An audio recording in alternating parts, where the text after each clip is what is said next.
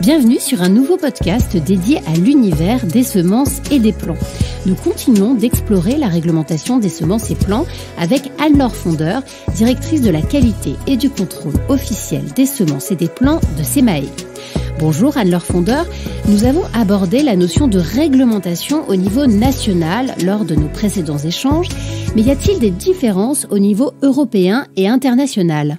Alors, au niveau des règles mises en œuvre, donc au niveau du commerce international des semences et des plants, le commerce des semences est libre au niveau international. La seule exception à ce principe, c'est les plants de pommes de terre, dont la commercialisation internationale est extrêmement restreinte, voire interdite. Par exemple, il est interdit d'importer des plants de pommes de terre dans l'Union européenne en provenance d'autres États.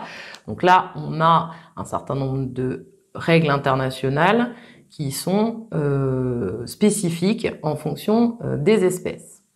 Au niveau international également, le commerce des semences et des plants est réglementé comme tous les autres végétaux par les règles sanitaires établies notamment par la Convention internationale pour la protection des végétaux qui garantit la qualité phytosanitaire de ce qui est échangé dans le monde d'un point de vue végétal.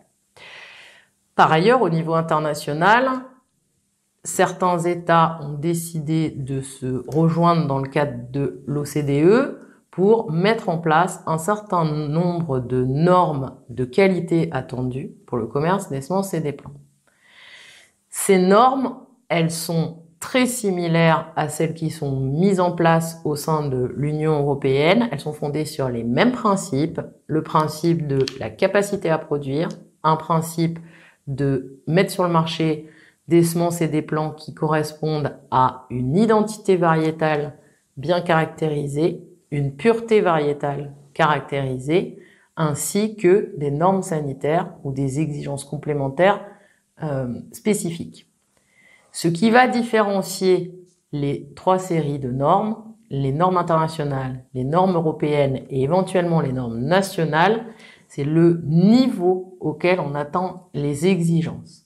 En particulier en France, dans les années 60-70, on a fait le choix d'avoir des niveaux d'exigence légèrement supérieurs à ceux de l'Union européenne pour l'ensemble des niveaux de qualité, faculté germinative par exemple, ou pureté variétale dans un certain nombre d'espèces agricoles.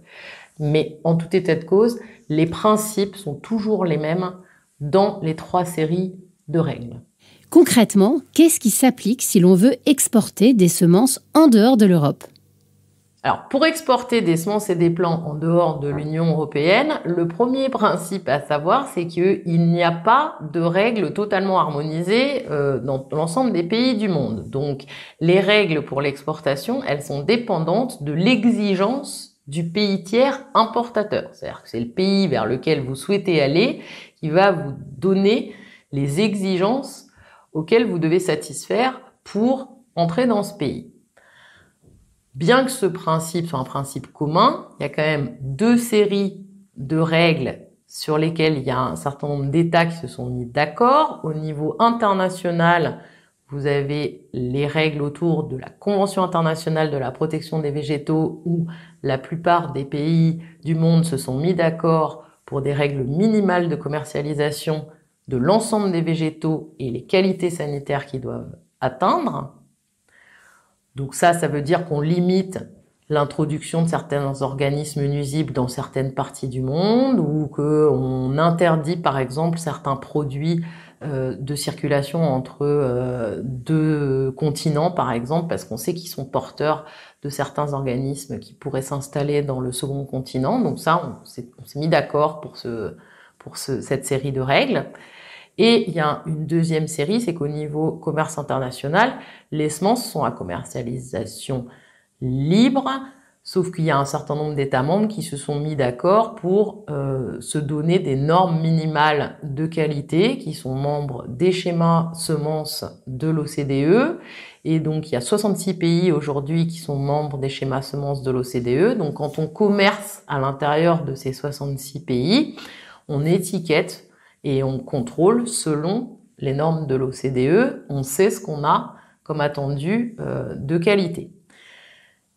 Comme il n'y a pas de règles spécialement définies pour les semences et les plants, en dehors des schémas de l'OCDE, généralement, ce que la plupart des pays importateurs demandent, c'est un minimum sur la qualité des semences introduites, un minimum sur la capacité à germer et un minimum sur la variété qui est dans le sac. Pour cela, la plupart des pays s'appuient sur les normes techniques d'analyse qui ont été mises en place par l'ISTA, et donc la plupart des pays demandent à minima une analyse conforme aux règles et normes de l'ISTA. Merci Anne-Laure Fondeur, ce fut un plaisir d'échanger avec vous sur la réglementation de semences et plants, et j'espère également que nous aurons su intéresser nos auditeurs. N'hésitez pas à écouter nos autres podcasts SEMAE dédiés aux contrats d'objectifs et de performance et à la notion de propriété intellectuelle. À bientôt.